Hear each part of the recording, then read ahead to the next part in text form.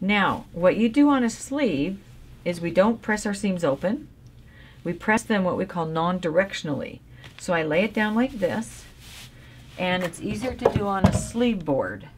So here's my little sleeve board. And what I do is I pull my, I'll just put my sleeve here, and then I press it. I'm going to do it this way so you can see. I press it as it was sewn. So I'm just going to press it like this. Okay? Now I want you to notice something. Because this is bias, look what happens when I press it. It goes flat. So just press it as you sewed it. It doesn't get pressed open. Whoa. Okay, this is a heavy iron for sitting down. Okay. And I just press it like this. Okay. And I just keep pressing this. And I'm not pressing it just non-directionally. Don't press your fingers. Okay. See, here's this. And how are we doing here? Good. All right. So some of these edges will kind of overlap. Okay. And then let me just go over here again. Okay. So now the next thing I'm going to do is trim. I'm actually going to reinforce the bottom of the arm side, because this seam stands straight up on the body. When your arm, imagine an arm in there, it stands straight up on the body. And then this, actually, when you wear this, let's go like this, your arm goes inside, and it kind of pushes that seam allowance into the top of that sleeve cap, and it actually kind of fills that up. And a set-in sleeve looks really nice, because this kind of fills that up. But first you have to finish edges. So what I'm going to do first, and I noticed that I don't think any of my ease stitching is showing. Maybe just the actual thread. Okay, so as long as my ease stitching is not showing, I don't have to take any of it out. Okay, unless I want to. If it's causing it to kind of pucker or pull, then I can. It'd be easy to take out. But no, it's not showing. But again, if it starts to kind of pucker and maybe it's kind of bugging me, then maybe I will.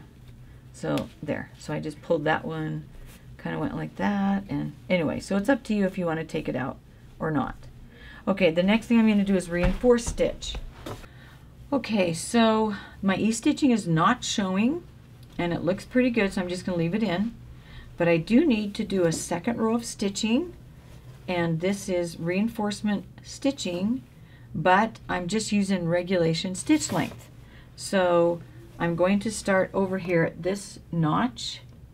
I'm going to clip that ease thread, and I'm going to go here where this notch is, and I'm going to go in like 1/4 of an inch there.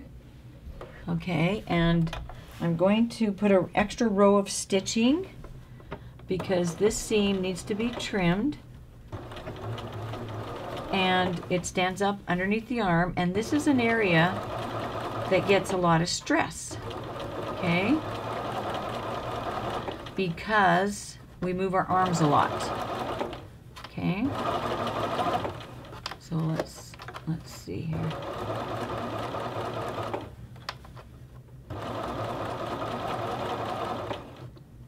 There we go. Okay, so let's take this out and cut our thread. You want to always cut your threads off. There's nothing worse than a bunch of threads hanging off from something, because then it just looks so undone. Okay, so we got those, and here's the thread. Okay, now so I've got my second row of stitching under the arm. So that means when I go jump on the trampoline with this shirt and wave my arms all over, it won't come apart. And if it does, I've got a second row to protect myself. So now what I'm going to do is I'm going to go in here and I'm going to trim this 1/8 of an inch beyond. Now this got, some of the, like a 1/4 of an inch is good, but I like to go just a little bit lower than that, so that, because if it gets too long under the arm, then it is really, it's kind of uncomfortable. So some of these areas I'm more at, like a little bit more, like this is a pretty good 1/4 here, but then I ended up at a little bit, almost 1/8. So anyway, but I trimmed that down, and so I think that looks good. Now, what do I do to the sleeve cap? Well, I want to leave most of it, but I want to trim a little bit of it. So I'm actually going to take off about 1/8 here. So I'm going to leave this at about 3/8. Well, it's, yeah. So I'm actually trimming off kind of a fat 1/8, you could say. Maybe about 3/16. But I want to trim this off, because 5/8 is a little bit too much for the sleeve cap even. So I'm going to trim this down. Okay.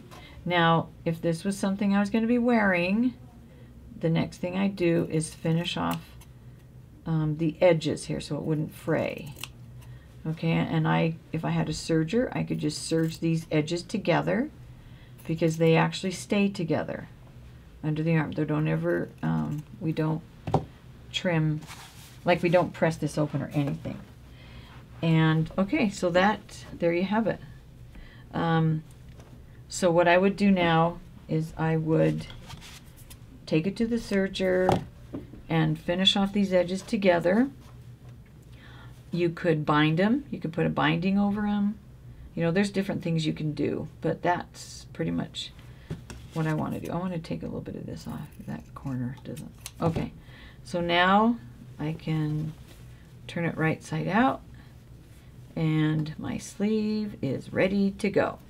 And again, my arm would go in, push that seam allowance out, and under the arm it's just going to stand up straight under my arm and be very comfortable. Okay, you are finished with this sample, and you're finished putting in your sleeve.